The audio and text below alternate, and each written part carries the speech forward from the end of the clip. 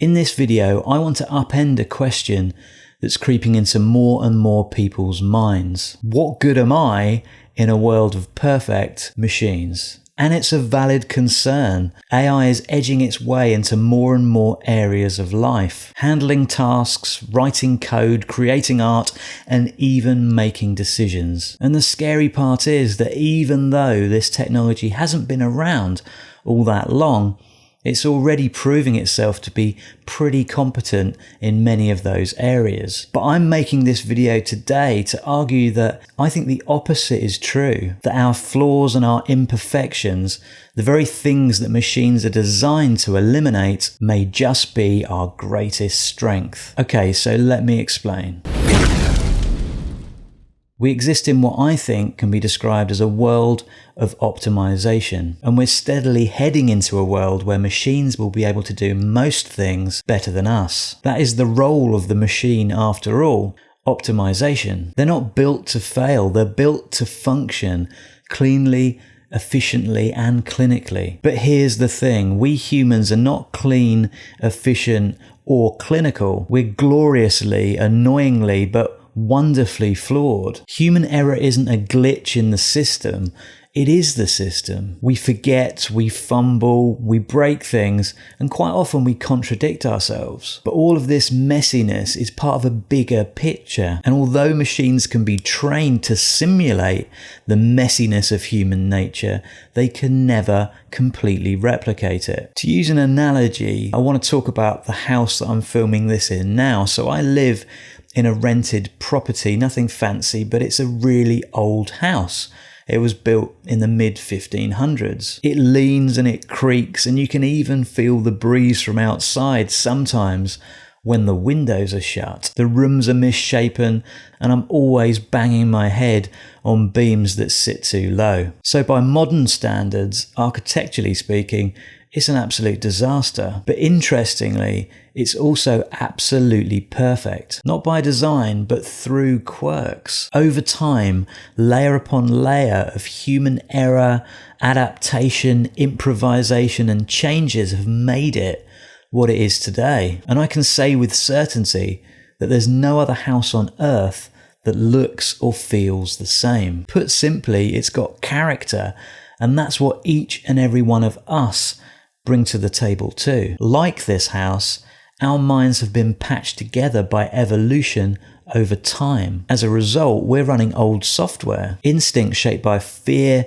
survival, and ancient needs that no longer apply. Now, those outdated instincts cause problems. Anxiety, addiction, self-doubt, the list is extensive. But weirdly, they also make us interesting and unique. Our quirks, our oddities, the way we view the world and the way we feel, these aren't side effects, they're features. And importantly, they're irreplaceable. In contemporary society, the word diversity is used a lot in a really positive way, and rightly so. But diversity doesn't just mean a mix of talents, cultures, and appearances. It also means variation in our flaws, because every strength comes with a weakness, every perspective comes with a blind spot, and that wide spectrum of flawed cognition is what gives our species range. Machines will always strive to be perfect, but humans thrive within their imperfection, and that is our secret sauce. It's where originality lives.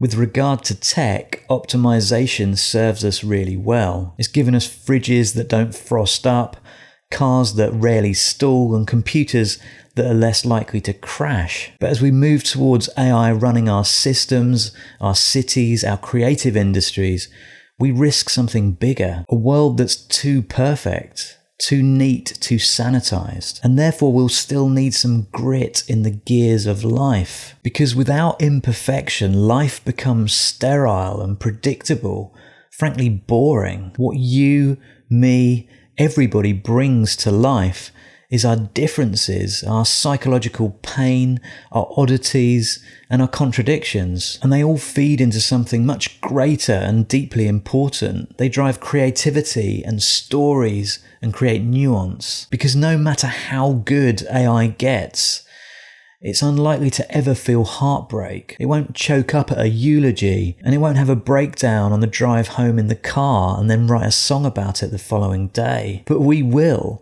and that really matters. So what's our role in all this? What's our role in the future? Well, we become the grit in the machine, the unpredictable specks of imperfection in a world that's always striving for flawlessness. And trust me, that role is not redundant, it's vital. Our creativity, our mistakes, and our irrational ideas, they've already fed into AI systems whether we realize it or not. The data that shapes AI, it comes from us. And if when you're using ChatGPT, Gemini, Claude, Grok, you feel that it seems kind of human, well, that's because of us. In fact, it could be argued that the more of our human frailty and flaws that gets baked into AI, the more human it becomes. I've been an art lecturer for many years, and one phrase that I've used time and time again is happy accident. And that's because many of the most interesting results, particularly in creative work, comes from when things go wrong. You put a mark in the wrong place, or a material doesn't react the way that you're expecting it to. The result is you've created something totally unique that hasn't been seen before, and it's unique to you. That's not a bug in the system. That's the magic of being human. So here's what I want you to take away from this video. You are flawed, you are fragile, you are one of a kind. And those traits, the ones you've maybe tried to fix, hide, or apologize for, well, maybe they're the things that will make you shine brightest in the age of AI. Celebrate your weirdness, applaud your mistakes, and keep on being different, because your imperfection isn't a problem.